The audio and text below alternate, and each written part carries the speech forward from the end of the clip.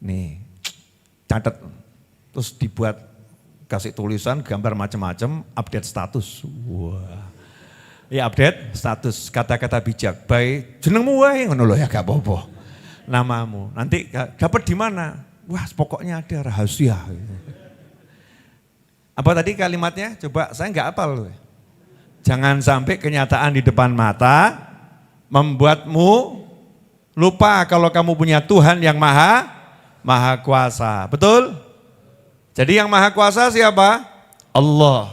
Yang maha bisa siapa? Allah. Yang maha mampu siapa? Allah. Kalau udah yang maha mampu Allah, yang maha bisa Allah, yang maha kuasa Allah, terus kita pengen sesuatu, kita tinggal ngapain?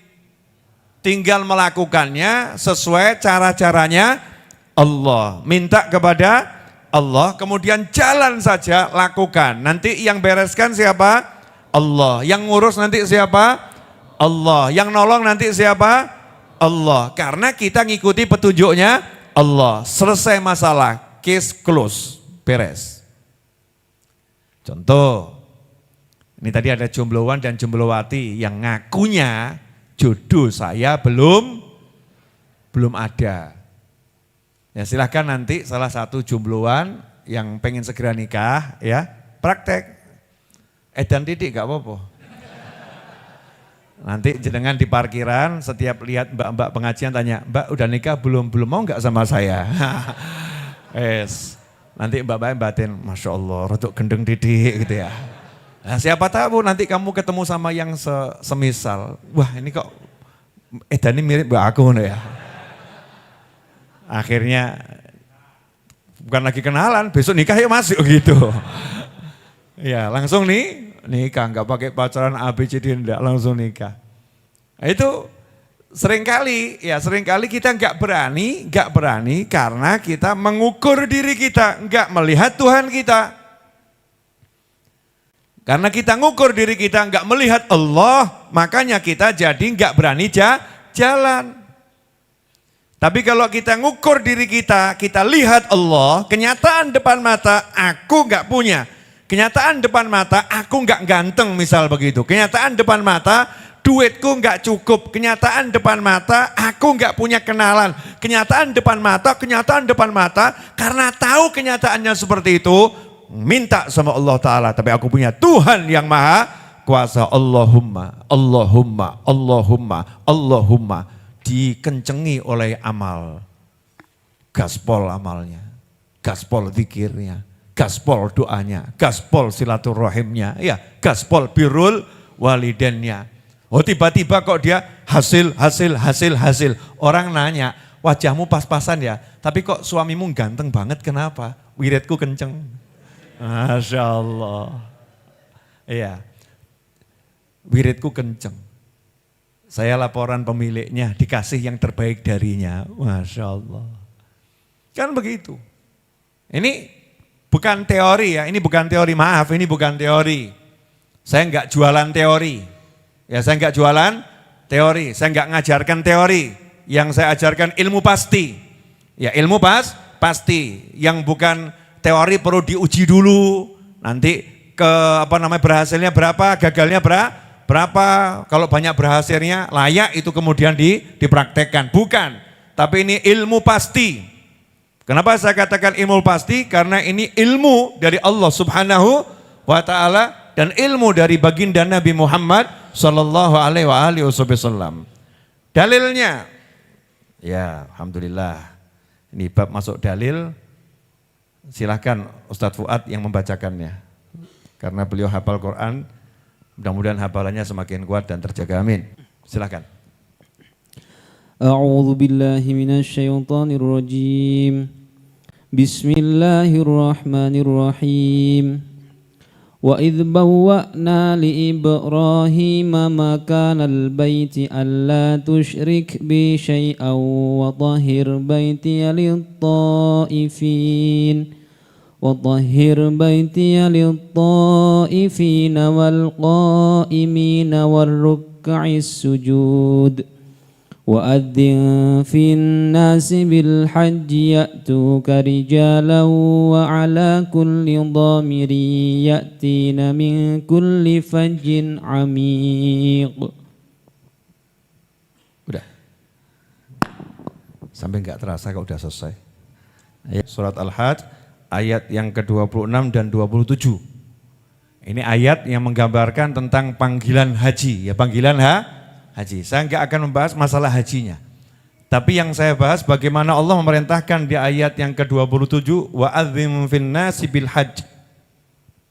Ya, wa'adzim finnasi bil hajj, dan serulah manusia untuk mengerjakan haji.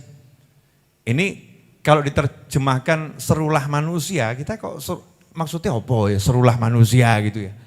Ini yang diperintah oleh Allah Ta'ala adalah Nabi Ibrahim alaihissalam. Siapa yang diperintah? Nabi Ibrahim alaihissalam. Diperintahnya di mana? Di Mekah Al-Mukarramah, di depan Ka'bah. Kapan itu? Ketika saat itu Mekah masih sepi. Ya, Mekah masih sepi. Ka'bahnya juga baru selesai dibangun. Dulu Ka'bah itu sudah ada, kemudian karena ada angin yang cukup kencang, Ka'bah itu kemudian hilang, ya, Ka'bahnya hilang. Setelah itu Nabi Ibrahim dan Nabi Ismail alaihi wassalam diperintahkan oleh Allah Ta'ala untuk meninggikannya kembali, membangun kembali, yang pondasinya sudah ada. Nah, setelah itu Allah perintahkan Nabi Ibrahim alaihissalam untuk adzan. Adzan di situ apa? Manggil, ngundang. Ya, disuruh ngundang. Serulah di situ artinya undang semua umat manusia. Adzin finnas. Panggil umat manusia untuk haji ke Mekah. Pertanyaan saya, saat itu sudah ada mikrofon belum? Belum. Saat itu sudah ada WhatsApp belum? Belum. Sudah ada Facebook belum? Udah ada YouTube belum? Udah ada IG belum? Udah ada internet belum? Sudah ada, ya kalau mundur sedikit, Telegram? Belum. Fax? Belum. Enggak ada alat komunikasi yang bisa menyebarkan informasi dengan sangat cepat. Betul? Bahkan manusianya sudah ada banyak. Belum. Sepi Mekah. Mekah masih sepi. Lantas bagaimana Allah perintahkan Nabi Ibrahim, yang diperintah Nabi Ibrahim alaihissalam? Panggil semua manusia. Pertanyaan saya, kalau kita gunakan akal, kira-kira akal kita bisa enggak mencerna perintah ini? Loh, suaranya paling kalau teriak nyampainya berapa ratus meter. Kalau teriak berapa ratus meter. Bahkan enggak ada yang dengar. Tapi katanya Allah Subhanahu wa taala di surat Al-Hajj ayat 27 tadi, Allah menyebutkan panggil mereka semua umat manusia tadi untuk menunaikan ibadah haji, maka mereka akan datang kepadamu, ya. Mereka akan datang kepadamu dari mana? Dari semua tempat yang terpencil. Ya, dari semua tempat yang terpencil akan berdatangan. Ya. Di surat Al-Hajj ayat 27. Coba Ustaz Fuad ambil Al-Quran, tuh bacakan terjemahannya. Biar saya enggak salah nerjemahkan, ya. Wa'adzim fin nasi bil hajji ya'tuka rijalan wa ala kulli dhamirin yatina min kulli fajjin 'amiq. Itu ayat 27.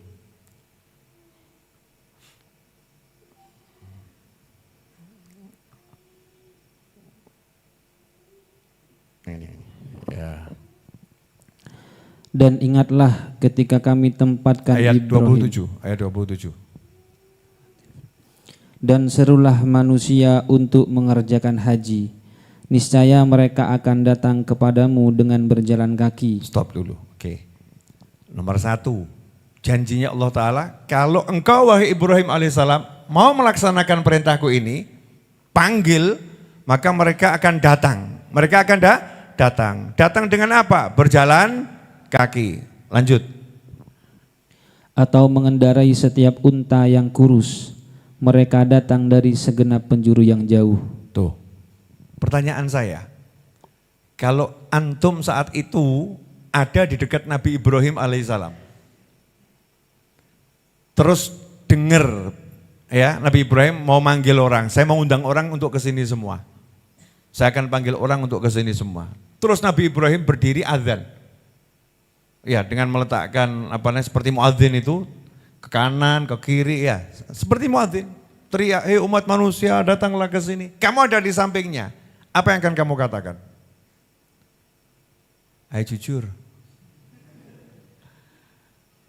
Udah usah jauh-jauh lah. Sekarang di sini misalnya di Masjid Ar-Raudhah, ya misalnya, gak pakai mikrofon, gak pakai YouTube, gak pakai apa-apa. Terus tiba-tiba Ustaz Is berdiri, teriak, "Hei seluruh umat Islam datang ke Ar-Raudhah ya." Terus saya nanya, "Ustaz ngapain?" "Saya akan panggil Habib semua ke sini." "Lu ngapain dipanggil? Kan gak ada yang dengar." "Pasti mereka akan datang Habib." "Kenapa?" "Saya dapat wangsit." Mungkin kita akan mentertawakan Ustaz Is, betul ya? Karena itu layak ditertawakan. Judulnya dapat wangsit. Nabi Ibrahim alaihissalam saat itu pun azan manggil, bukan azan Allahu Akbar untuk panggilan sholat. Manggil manusia semua diajak haji. Dipanggil. Karena Nabi Ibrahim alaihissalam saat itu percaya Allah Ta'ala pasti mampu mewujudkannya. Tapi apakah Nabi Ibrahim gak nanya sama Allah? Nabi Ibrahim itu dikenal ya suka nanya tentang caranya. Seperti ketika nanya, "Ya Allah bagaimana cara engkau menghidupkan yang mati?" Ya, "Lu apa kamu gak iman sama aku wahai Ibrahim?" "Oh iman ya Allah, cuman kalau saya tahu caranya saya lebih asik gitu ya, lebih asik kalau tahu caranya, penasaran gitu ya, penasaran pengen ngerti ilmunya, kaifiyahnya, caranya pengen ngerti. Maka ketika Allah Ta'ala perintahkan Nabi Ibrahim alaihissalam untuk adzan memanggil umat manusia menaikkan ibadah haji, saat itulah dikatakan Nabi Ibrahim berkata, "Faqala Ibrahim wa ma yablughu sauti." Suaraku ini bisa sampai mana ya Allah? Suaraku sampai mana nanti? Bisa sampai mana? Maka dijawab oleh Allah Subhanahu wa taala, "Alaikal adzanu wa alayyal balagh." Alaikal adzan wa alayyal balagh. Satu kalimat ini kalau betul-betul menancap di hati kita gak akan takut punya cita-cita apapun. Ya, selama itu yang halal yang baik. Alaikal adzan, tugasmu adzan. Saya kan suruh kamu panggil, tugasmu manggil. Gak usah nanya suaramu sampai kemana. Gak usah nanya caranya nanti bagaimana. Gak usah nanya itu nanti piye terusan, gak usah takon, adzano, panggil, undang, selesai. Aku nanti yang menyampaikan suaramu ke seluruh umat manusia. Wa alayyal balagh, masalah menyampaikan suara urusanku, masalah ngundang urusanmu. Jalankan urusanmu, kubereskan urusanku. Jadi hidup tuh gampang atau susah? Halo, ini kok wajah-wajah tegang ini. Hidup tuh gampang atau susah? Gampang atau susah? Allah nyuruh kalian ngapain? Nyuruh minta enggak? Ud'uni astajib lakum. Jadi tugas kita ngapain? Minta. Cuman minta kan ada syarat-syaratnya ya, minta.